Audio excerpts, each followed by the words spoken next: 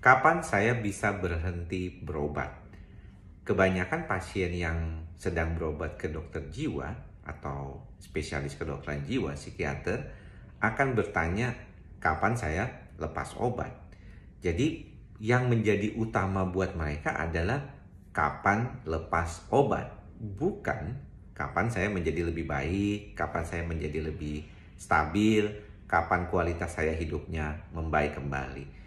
Ini bukan salah sebenarnya, tapi mungkin buat kita yang praktek di dalam ilmu kedokteran jiwa, seringkali kita memberikan edukasi kepada pasien bahwa pengobatan tujuannya adalah membuat kualitas hidup menjadi jauh lebih baik. Itu bisa dilakukan dengan atau tanpa obat.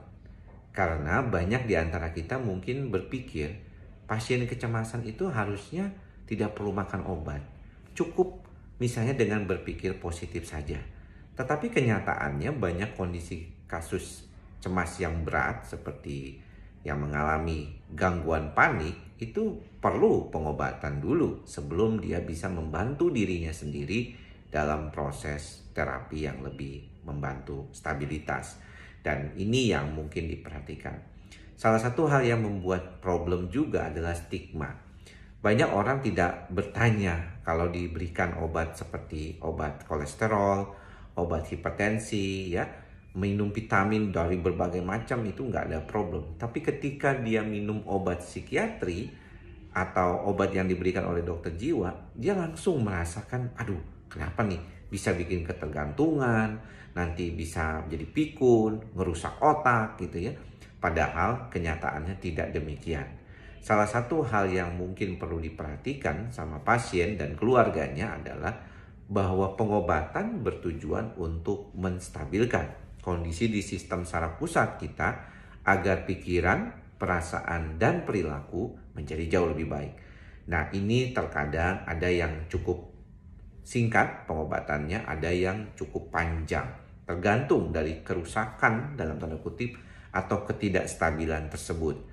Kadang kita melihat orang yang mengalami gejala-gejala seperti bipolar, skizofrenia, ya, gangguan kepribadian, itu mungkin memerlukan pengobatan yang panjang.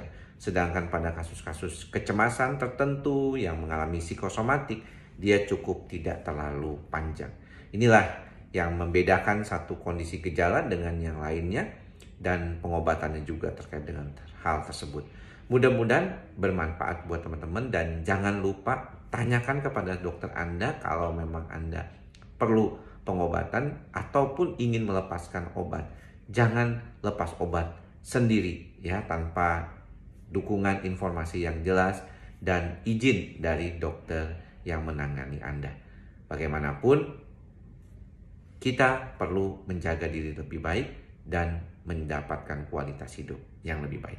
Semoga semua makhluk berbahagia. Salam sehat jiwa. Bye-bye.